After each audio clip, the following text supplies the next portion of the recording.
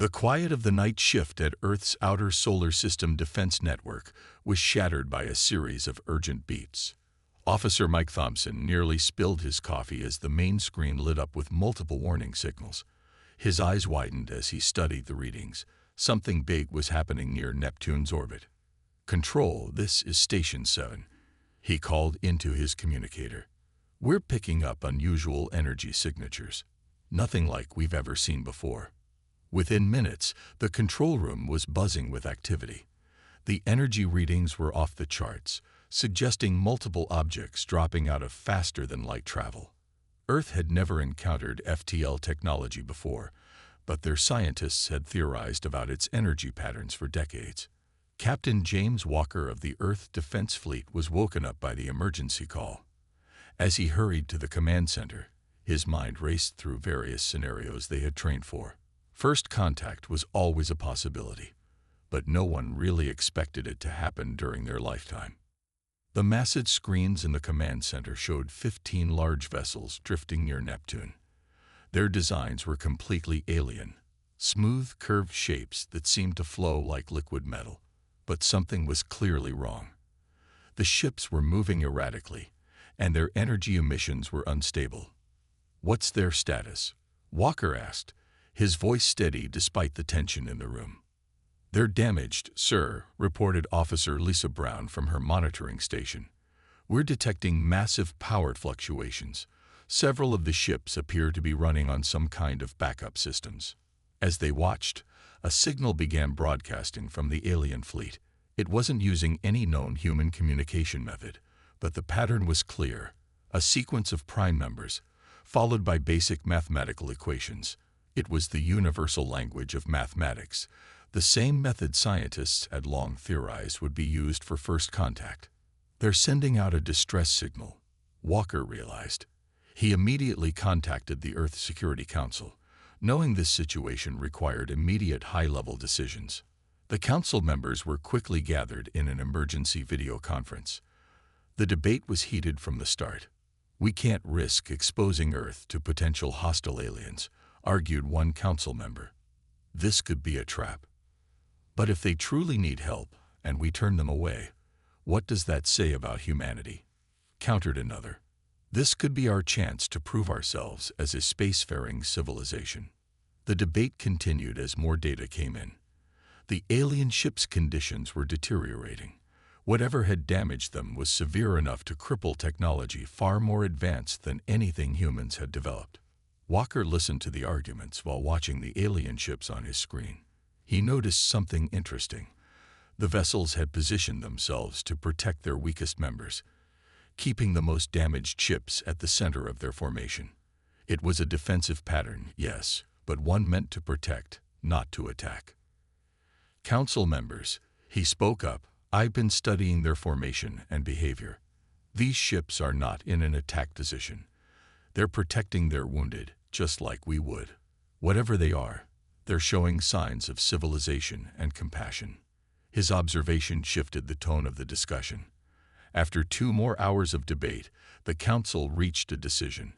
Earth would offer help, but with caution. Walker was given command of the rescue mission. As he assembled his team, he couldn't help but feel the weight of history on his shoulders. Humanity's first official contact with alien life would be as rescuers, not as enemies or victims. "Send the response signal," he ordered. "Use the same mathematical sequence they sent us, followed by our approach vectors. Let's show them we come in peace." As the message was transmitted, everyone in the command center held their breath. After what seemed like an eternity, the alien ships adjusted their position slightly, creating a clear path for the approaching human vessels. "Well," Walker said with a slight smile, "looks like we're about to make history. Let's show them what humanity can do." The rescue ships launched from Earth's orbital stations, carrying the best engineers and scientists humanity had to offer. As they headed toward the stranded alien fleet, no one knew exactly what they would find, but they were determined to prove that humanity's greatest strength was not its weapons or technology, but its willingness to help those in need, even if those in need came from the stars themselves. Commander Anna Miller had seen many strange things during her 15 years as a space engineer, but nothing had prepared her for this. She stood at the viewport of her assessment vessel, watching as they drew closer to the alien ships. The massive vessels gleamed under the distant sunlight, their hulls showing signs of severe damage. All teams, final equipment check, she ordered through the comm system. Her engineering crew had brought every scanning tool and diagnostic device Earth had developed. They would need all of them, and probably some they hadn't invented yet. The approach was slow and careful. As they neared the alien fleet, the true scale of the ships became clear. The smallest was 3 times the size of Earth's largest vessel, while the biggest one could have housed a small city. Beginning initial scans, reported Tom Reed, her chief technical officer. These readings, Commander, you need to see this. The data flowing across their screens told an incredible story. The alien ships used an advanced form of faster-than-light drive, something that manipulated space itself. But the drives had been damaged when the fleet passed through what appeared to be a spatial anomaly, a tear in the fabric of space that their sensors hadn't detected in time. Their power systems are incredibly advanced, Tom said, his voice filled with wonder. But they're failing. Whatever that anomaly did, it corrupted their main power grid. They're running on emergency systems now. Miller made a decision. Prepare for direct contact. We need to see these systems up close. The first face-to-face meeting happened in a specially prepared airlock between the human assessment vessel and the alien flagship. Miller led her team, her heart pounding as the inner doors slowly opened. The aliens that waited on the other side were tall, with smooth skin that seemed to shimmer with different colors. They moved with a natural grace that suggested their species was used to life in space. But what struck Miller most was their eyes. They held intelligence, worry, and hope. One of the aliens stepped forward, holding up a device that projected a holographic display. Through a combination of images and mathematical symbols, they began to communicate. They're traders, Miller realized as she studied the projections. Explorers. They travel between star systems, exchanging goods and knowledge. The aliens showed them through their ship. The human engineers were amazed by the technology they saw, but also worried. The emergency power systems were struggling. Life support was running at minimum levels, and even that wouldn't last long. Their technology is decades, maybe centuries ahead of ours, Tom whispered to Miller as they examined a power distribution node. But it's all connected. When their main drives were damaged, it started a cascade failure through all systems. Miller watched as one of the aliens demonstrated how their power systems worked. Despite the vast technological gap, she could see the basic principles. Energy was energy, no matter who made the technology. The problem isn't just power, she explained to her team later. Their systems are designed to work together in ways we've never imagined. But that's also their weakness right now. Everything's connected, so everything's failing together. Back on the human vessel, Miller prepared her report for Earth Command. The situation was both better and worse than they had feared. The aliens were peaceful and willing to share knowledge, but saving them would require something more than just repairs. Their technology is too different from ours, she explained in her transmission. We can't simply plug our systems into theirs. We need to find a way to bridge the gap between our technology and theirs. And we need to do it fast. Their life support systems will fail completely in about 2 weeks. As she finished her report, Miller looked out at the alien fleet again. In her 20 years of engineering work, she had never backed down from a challenge. This would be her biggest yet, but she was determined to find a solution. Well, she said to her team, we've got 2 weeks to save an alien civilization. Let's show them what human engineers can do when the pressure is on. Her words brought determined nods from her crew. They all knew the stakes, not just the lives of the aliens, but humanity's first chance to prove itself to the wider galaxy. It was time to get to work. 2 weeks, engineer Tom Reed muttered as he stared at his computer screen. We need to save 15 ships in 2 weeks. The numbers and diagrams on his screen seemed to mock him. The alien technology was beautiful but completely different from anything humans had built. The rescue operation had turned Earth's largest space station into a non-stop workshop. Engineers and scientists worked around the clock, trying to understand the alien systems. Time was running out. The life support systems on the alien ships were failing faster than expected. Tom hadn't slept in 30 hours when the idea hit him. He was looking at the schematics of Earth's newest fusion reactors when he saw the pattern. Running to Commander Miller's office, he burst in without knocking. "I think I know how we can save them," he said, spreading his diagrams across her desk. "We've been trying to fix their technology with our technology. But what if we combine them instead?" Miller studied the drawings. Tom's idea was crazy, but it might work. He wanted to modify Earth's fusion reactors to match the energy patterns of the alien power systems. It wouldn't be as efficient as their original drives, but it could keep them alive. "Get your team together," she ordered. "We're going to try it." The next few days were a blur of activity. Human engineers worked alongside the aliens, using hand gestures and mathematical formulas to communicate. The aliens shared more of their star charts and technical knowledge, amazed by how quickly the humans adapted their ideas. "The first test unit is ready," Tom announced 3 days later. They had built a small-scale version of his hybrid power system. If it worked, they could scale it up for the alien ships. Everyone held their breath as they activated the system. The machine hummed to life, energy readings climbing steadily. For a moment, it seemed to work perfectly. Then alarms started blaring. "Shut it down," Miller shouted. The prototype was overloading, energy patterns becoming chaotic. They barely managed to power it down in time. But the aliens weren't discouraged. Using their holographic displays, they showed the humans what had gone wrong. Their gestures were excited. They had seen something in the failed test that the humans had missed. "Look at this," Tom said, reviewing the data.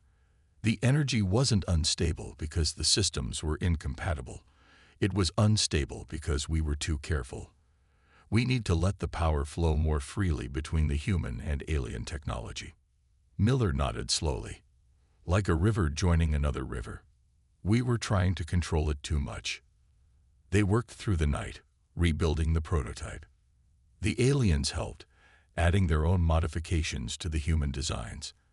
As the hours ticked by, Miller watched the two species working together, using science to bridge their differences. The second test came 12 hours later. This time, they let the energy flow naturally between the systems. The prototype hummed differently, a smooth sound that made the aliens bob their heads in what seemed to be approval. "Power levels stable," reported one of the engineers. "The hybrid system is working." A cheer went up from both humans and aliens. They had done it, created something entirely new by combining technologies from two different worlds. But their celebration was short. "We've solved the power problem," Miller reminded everyone. "Now we have 9 days to build and install these systems in 15 ships. Tom looked at the prototype, then at the massive alien ships waiting outside. "We'll need every engineer Earth can spare. And we'll have to work faster than we've ever worked before." Miller was already sending the request to Earth Command. As she worked, she saw the aliens watching their prototype with what she now recognized as hope in their eyes. Humanity had proven they could solve the problem. Now they had to prove they could do it in time. "All right, everyone," she announced. "Get some sleep. Tomorrow we start building these things for real. And remember, we're not just saving lives now. We're showing the galaxy what humans can do." As her tired crew headed for their quarters, Miller stood at the viewport, looking at the alien fleet. The first challenge had been solved, but the race against time was just beginning. The warning came from Earth's solar monitoring station. "Massive solar flare detected. Impact expected in 40 minutes. Commander Miller's blood ran cold as she looked at the data. This wasn't just any solar flare. It was one of the largest ever recorded, and it was heading straight toward them and the defenseless alien fleet. "Sound General Quarters," she ordered. "Get me Captain Walker immediately." The space around Neptune burst into action. Human rescue ships scrambled to respond, their crews rushing to battle stations. The alien vessels, still running on emergency power, could barely move. "Their shields won't handle this," Tom Reed reported, studying the readings from the alien ships. "Their backup power systems are too weak. This kind of solar radiation will fry their life support completely." Captain Walker's face appeared on the main screen. He had already seen the data. "We need to evacuate them." "No time," Miller responded. "There are thousands of aliens on those ships. We can't move them all in 40 minutes. She paused, an idea forming. "But we might be able to shield them." Walker understood immediately. "You want to use our ships as shields. Our vessels have the latest radiation shielding. If we position ourselves between the flare and their ships—" "Do it," Walker ordered without hesitation. "All ships, form up around the alien fleet. Priority protection to their vessels with the weakest power systems."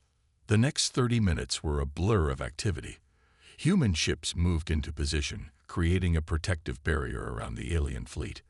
The aliens watched in confusion, then in growing understanding as the humans explained the situation through diagrams and gestures. 10 minutes to impact," called out the warning system. Miller stood on her ship's bridge, watching the sensor readings. They had never tested their shields against something this powerful. "All personnel to radiation shelters," she ordered. Only essential crew would remain at their posts. 5 minutes to impact. The aliens were sending messages, complex patterns that their translators couldn't fully understand, but the meaning was clear.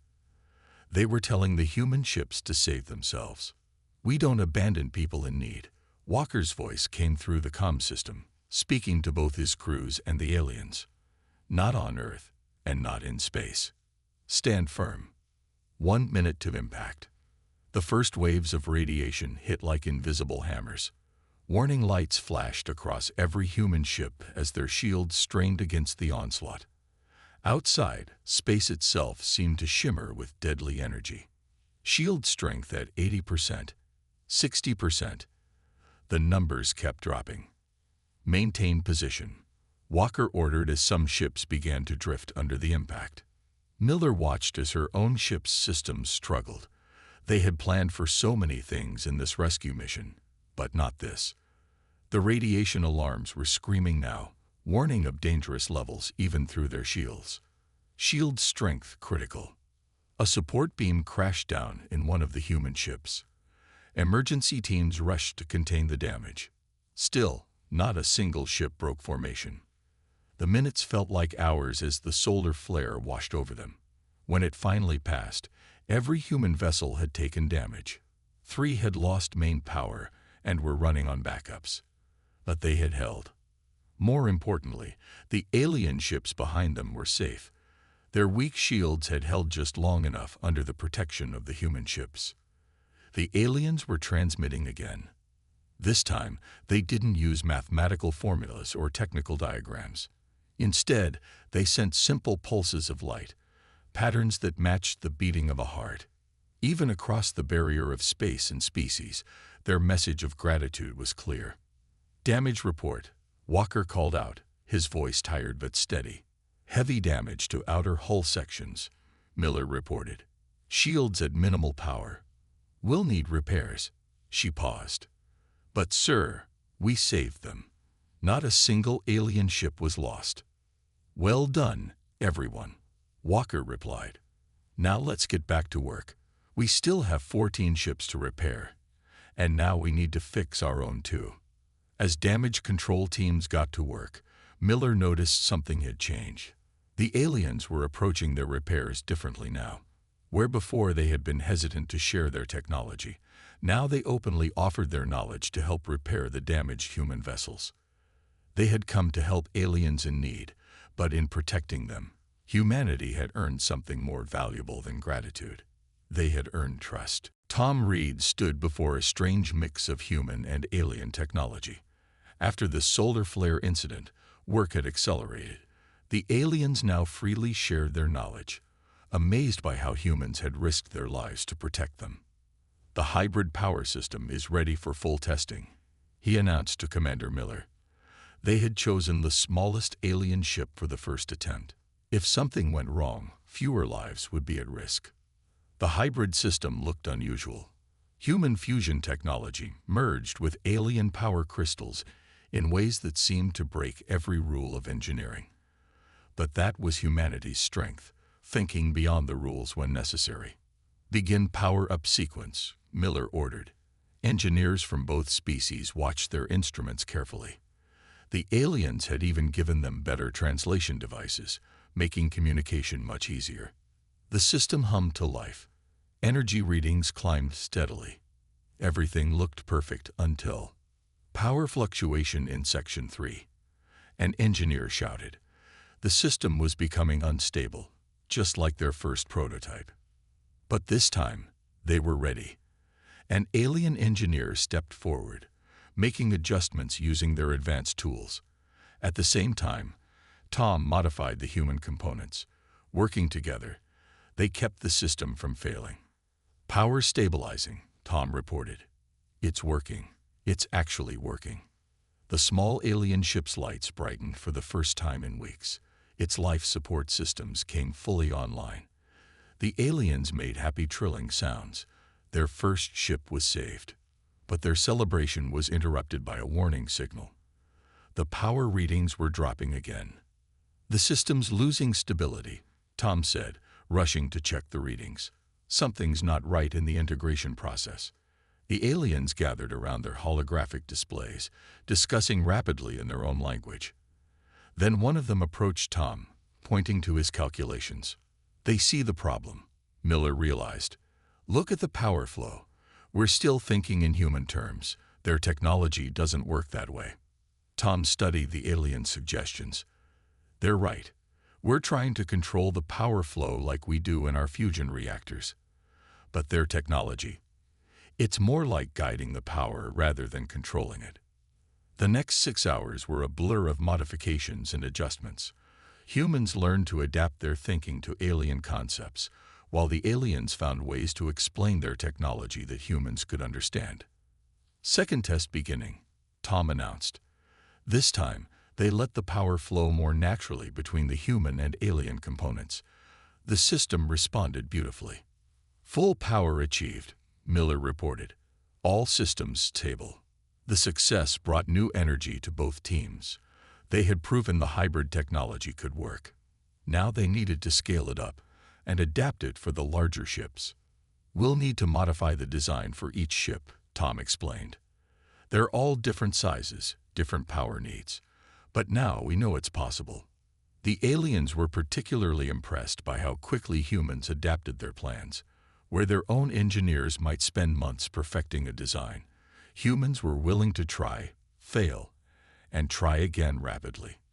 "That's the thing about humans," Miller told one of the alien engineers through the translator. "We don't let perfect be the enemy of good enough. Sometimes you need to take calculated risks." The alien made a gesture that the translator interpreted as agreement. They had seen this human trait in action during the solar flare: quick decisions, brave actions, and willingness to adapt as needed. As teams began preparing to modify the next ship, Miller watched humans and aliens working side by side. Language barriers were falling away as they developed their own communication style, mixing technical diagrams with hand gestures and mathematical formulas. "We're ready to begin work on the second ship," Tom reported. "This one's twice the size, but the teams know what they're doing now." Miller nodded. They had found their rhythm, a perfect blend of human improvisation and alien precision. With the first success under their belts, the path forward was clear. "Let's get to it then," she said. "We've got 14 more ships to save, and now we know how to do it." The humans and aliens moved forward together, ready to tackle the next challenge. They had proven that different species could not only work together, but could create something entirely new in the process. Time was running out. With only 3 days of life support remaining on most alien vessels, the combined human-alien engineering teams worked nonstop to install the hybrid power systems across the fleet. Third ship complete. Moving to the fourth, Tom Reed reported to Commander Miller. He looked exhausted but determined. The successful installation of the hybrid system on the first 2 ships had given everyone hope, but the biggest challenges still lay ahead. "The flagship is next," Miller said, looking at the massive alien vessel. It was 5 times larger than any human ship, with power needs that dwarfed anything they had attempted so far. The work had fallen into a rhythm. Human engineers would prepare the fusion components while alien technicians modified their own systems to accept the hybrid technology. Teams moved from ship to ship, getting faster with each installation. But it wasn't all smooth sailing.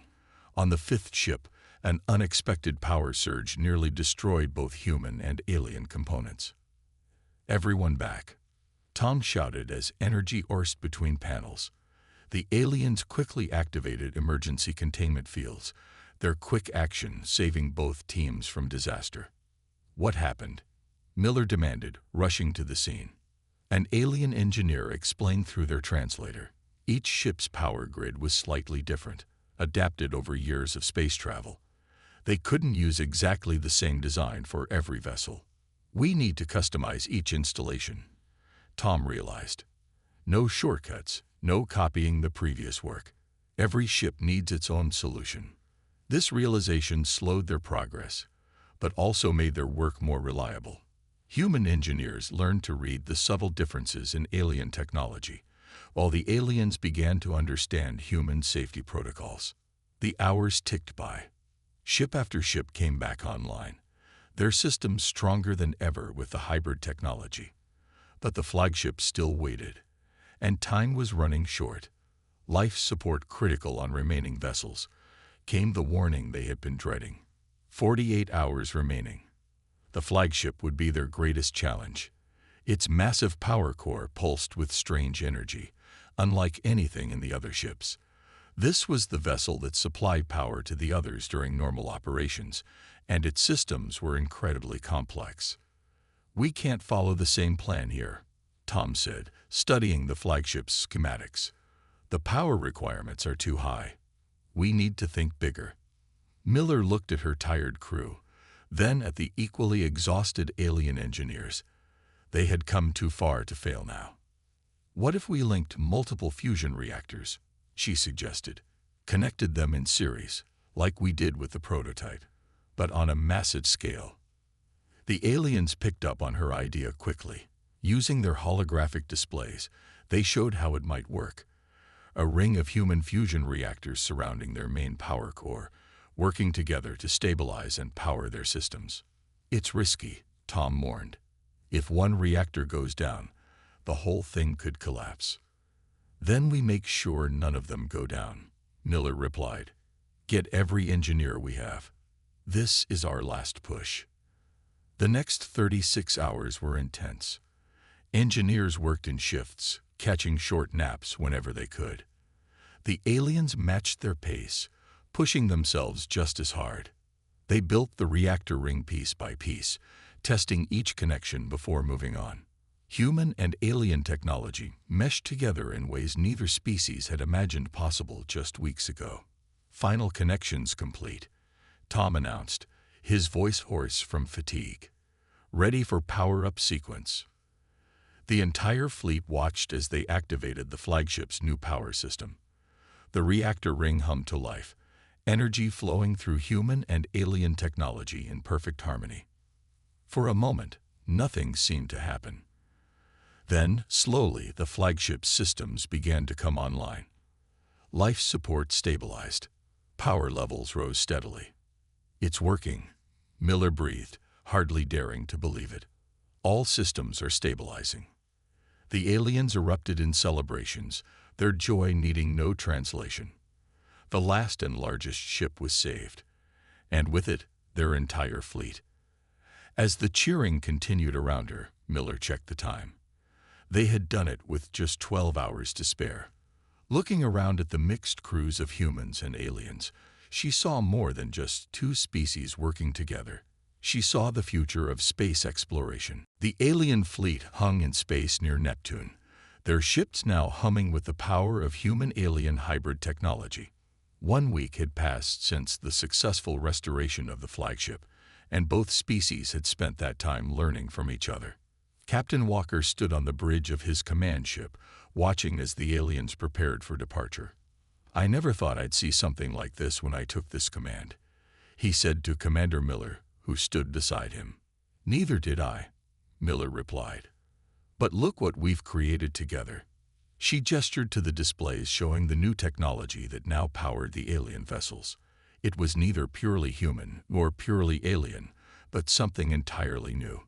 The aliens had called for a final meeting before their departure. Their diplomatic party arrived on the human command ship, their movements now confident in the artificial gravity. The lead alien stepped forward, activating a sophisticated holographic display. What appeared before the assembled humans was a three-dimensional map of the galaxy. It showed trade routes, habitable worlds, and the locations of other spacefaring civilizations. It was a gift beyond price, a guide to humanity's galactic neighbors. Through their now refined translators, the alien leaders spoke. Their fleet was part of a vast trading network, connecting dozens of civilizations across hundreds of light years. They had never encountered humans before, but now they would spread word of Earth throughout the galaxy. "Your species is young," the translator conveyed their words, "but you have shown wisdom beyond your years. You helped us without demanding payment. You risked your lives to protect us. You created new technology by working with us instead of trying to control us." Tom Reed, who had been invited to the meeting, couldn't help but smile as the aliens praised the hybrid power system. "We just did what humans do best," he said. "We adapted, we improvised, and we didn't give up." The alien leader made a gesture of agreement. "This is why we wish to establish formal relations with Earth. Our trading network needs species like yours, problem solvers, risk takers, innovators." Captain Walker stepped forward. "Earth would be honored to join your network," he said. "We have much to learn from other civilizations, and perhaps some things to teach as well." The aliens then revealed their second gift.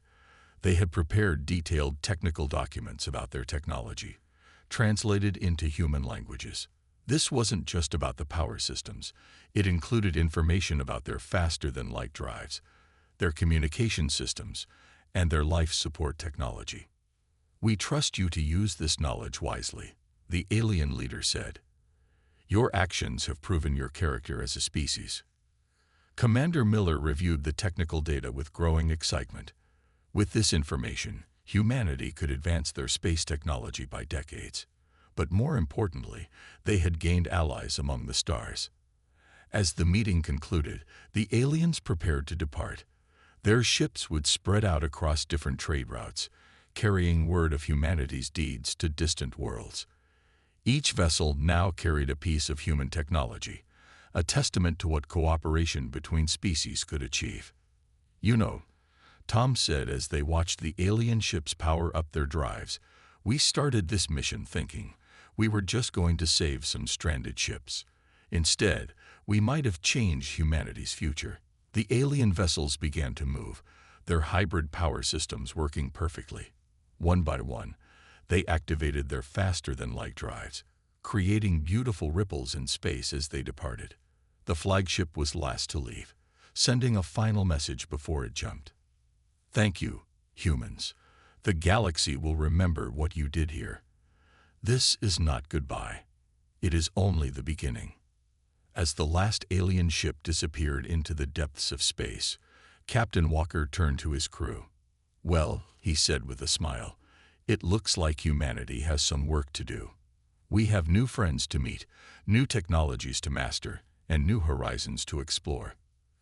Commander Miller looked at the star map the aliens had given them, her eyes bright with possibility. "You know what the best part is?" she asked. "We did this by being ourselves. Not by having the most advanced technology or the strongest weapons, but by showing compassion, creativity, and courage." As Earth's ships turned toward home, They carried more than just new technology and knowledge. They carried the promise of humanity's place among the stars, not as conquerors or subjects, but as equals ready to join a community of civilizations that stretched across the galaxy.